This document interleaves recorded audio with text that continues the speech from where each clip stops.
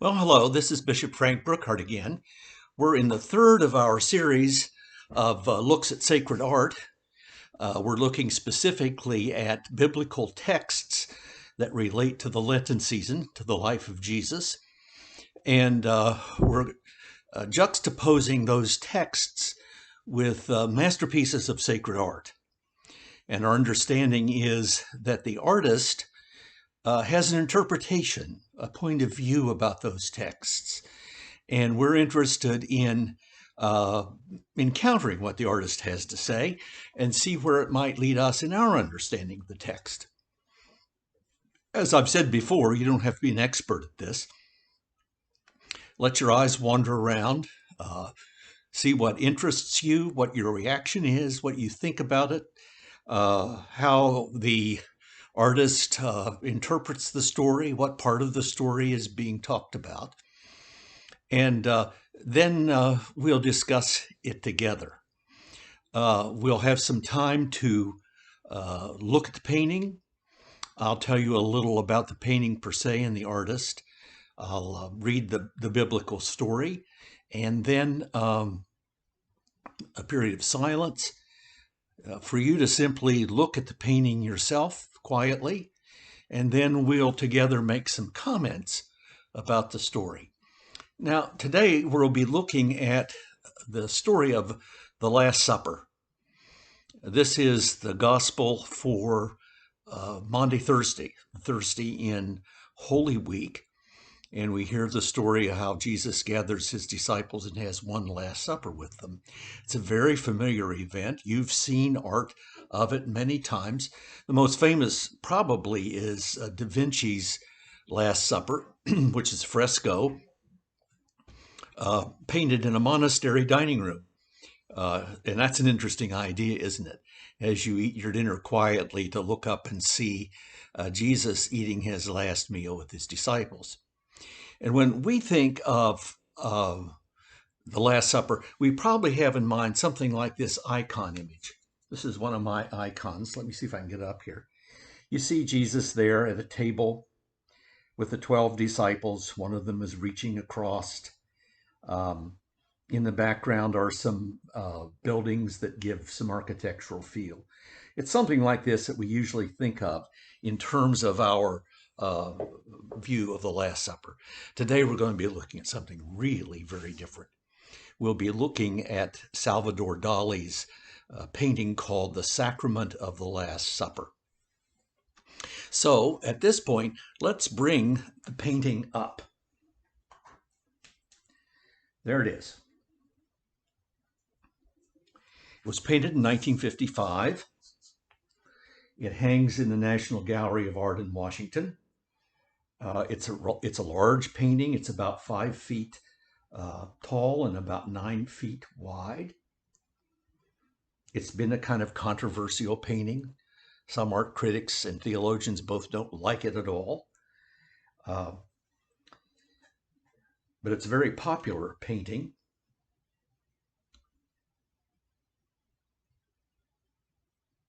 Dali, you often think of as an artist of surrealism, the strange, dreamlike scapes with clocks that are melting and that sort of thing. He'd become disenchanted with that. Earlier on, he had returned to the Roman Catholic Church to become a pious Christian in 1949, and he painted this, and at the request of an American art collector named Chester Dale. And as soon as the painting was done, Dale bought it and insisted that it be put in the National Gallery because he thought it was too great a piece of art to ignore. It's oil on canvas. Here's the story of the Last Supper as we find it in Mark's Gospel. While they were eating, Jesus took bread, blessed it, broke it, and gave it to them and said, "Take, this is my body." He took a cup, gave thanks, and gave it to them, and they drank from it. He said to them, "This is my blood of the covenant, which is poured out for many. I assure you that I won't drink wine again until that day when I drink it in a new way in God's kingdom. After singing songs of praise, they went out to the Mount of Olives. And of course, what follows is Jesus' betrayal, trial, and on the next day, his crucifixion, death, and burial. That was the Common English Bible translation. So let me be quiet for about a minute, and that'll give you a chance to react to this painting in your own way.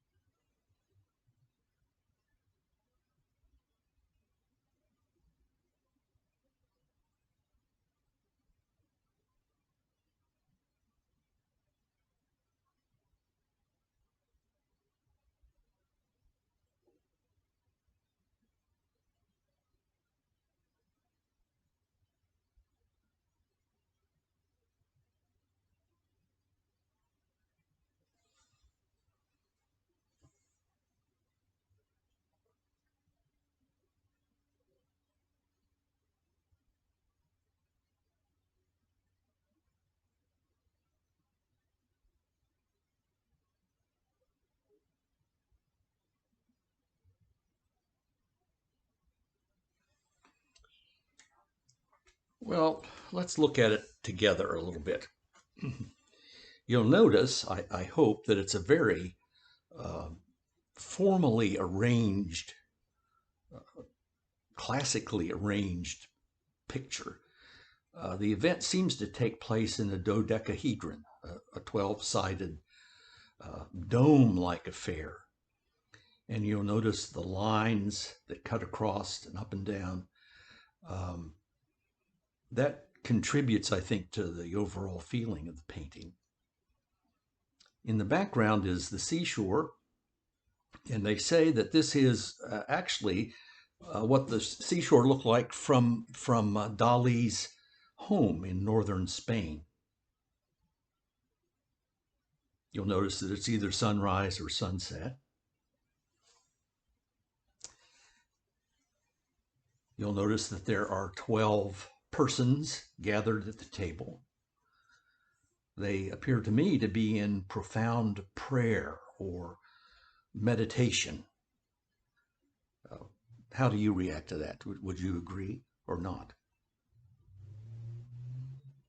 Clearly, the center of the painting is Jesus.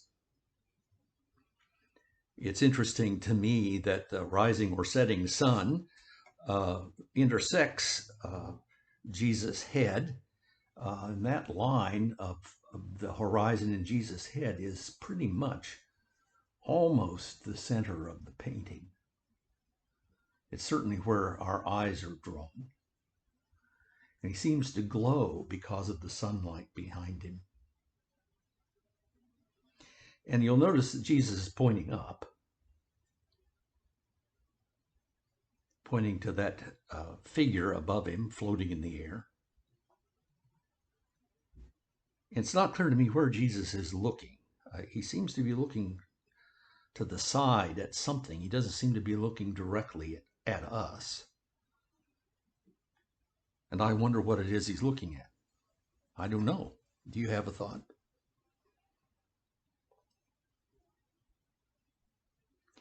You'll notice that there's a cup of wine in front of Jesus, and near the other edge of the table is 2 pieces of bread that have been broken and set apart, so that right between the 2 pieces of broken bread is the person of Jesus. The table doesn't look so much like a table to me. It looks like a big slab of marble or rock of some kind. Do you react to it that way? Maybe it's something else, but that's what it reminds me of. And you'll notice that the cloth in the center of the table, and then there are 2 lines on the right and the left that are in strong perspective, and they point us right back to the rising or the setting of the sun. Helps make the painting focus on Jesus.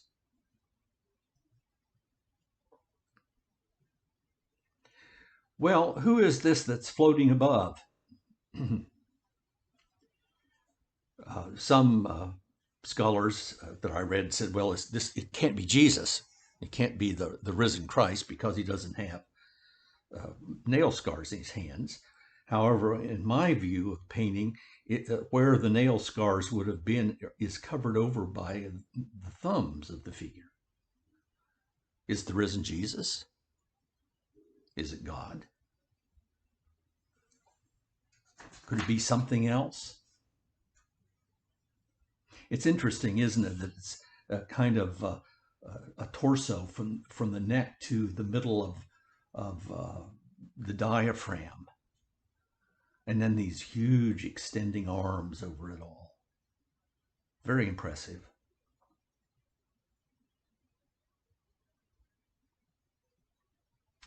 It seems to me that this is not Salvador Dali's attempt to take us back in time to the upper room and the original event of the Last Supper, but that Dali is giving us his impression of participating in the sacrament of the Last Supper. That this is a comment on his sacramental experience.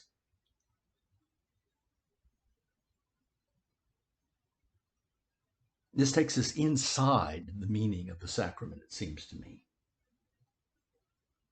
Well, what's the feeling you get from this? I certainly have a feeling of calm.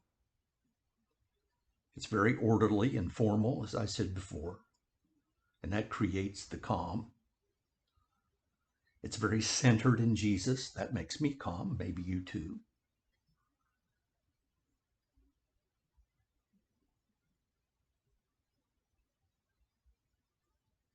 Very prayerful. It seems to me to bring together the spiritual and the physical. Brings together the heavenly and the earthly. And that's sort of about what the sacrament of the Last Supper is about, isn't it? At least in part. It's about many things. But it can be a mystical event, not in the sense of strange mental images, but in the sense that it pulls us closer to heaven. It pulls us into the new reality of the kingdom of God.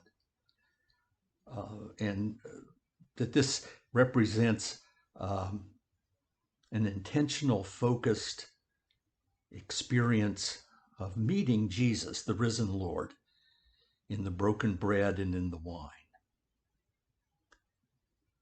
It's fascinating to me that Dali has that broken loaf and Jesus kind of sitting in the center of it. The wine right in front of Jesus.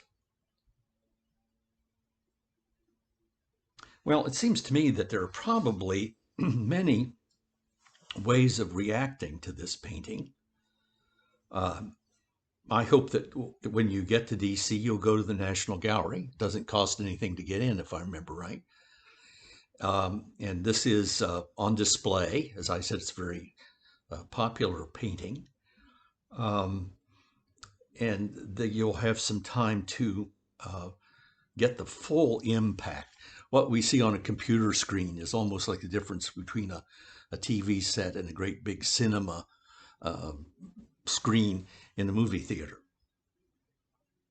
But I hope you'll remember this painting and contemplate it as you prepare yourself to be a part of the sacrament of the Last Supper, the Holy Eucharist.